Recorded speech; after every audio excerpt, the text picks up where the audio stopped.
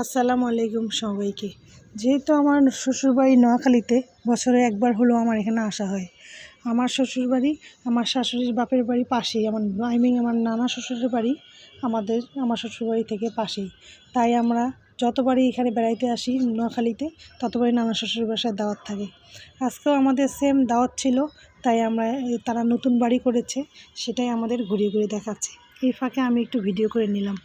বাড়িটা কেমন সুন্দর হয়েছে কিনা, কেমন সুন্দর লাগছে কিনা আপনাদের কাছে আমাকে কমেন্ট করে জানাবেন।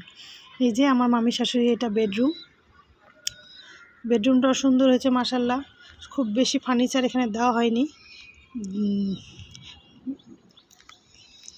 ফ্লোরের টাইলসগুলোও সুন্দর হয়েছে, খাটটাও সুন্দর হয়েছে মাশাল্লাহ। সঙ্গে বেডরুমটাও সুন্দর হয়েছে। নতুন বাড়ি তো, তাই আমাকে ঘুরিয়ে ঘুরিয়ে দেখাচ্ছে, আমার কাছেও ভালো লেগেছে। এই যে এইদিকে বাথরুম,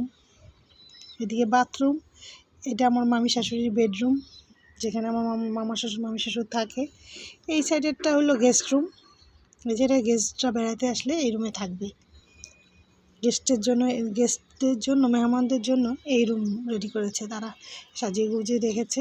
কিন্তু মানুষ নেই, খুব বেশি মানুষ এ বাসায় থাকে না। আমার মামি শাশুড়ি, তার ছেলের বউ, বড় ছেলে তো আমেরিকায় থাকে, আর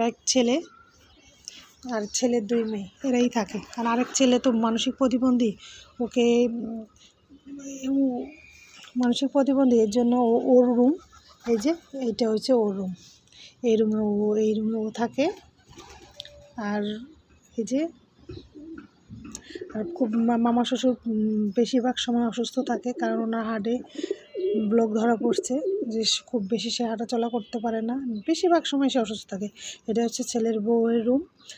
ছেলের বউ আর তার 2 মেয়ে নিয়ে সে এখানে থাকে।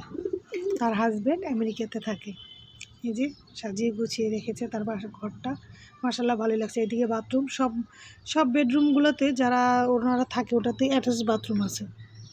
এই যে এইদিকে হচ্ছে ছোট্ট একটি পড়ার রুম, এখানে বসে নুহা পড়াশোনা করে। এদিকে হচ্ছে বেডরুম, আর একটা বেডরুম। এদিকে ড্রয়িং রুম। এই যে ড্রয়িং রুম মাশাল্লাহ অনেক সুন্দর হয়েছে।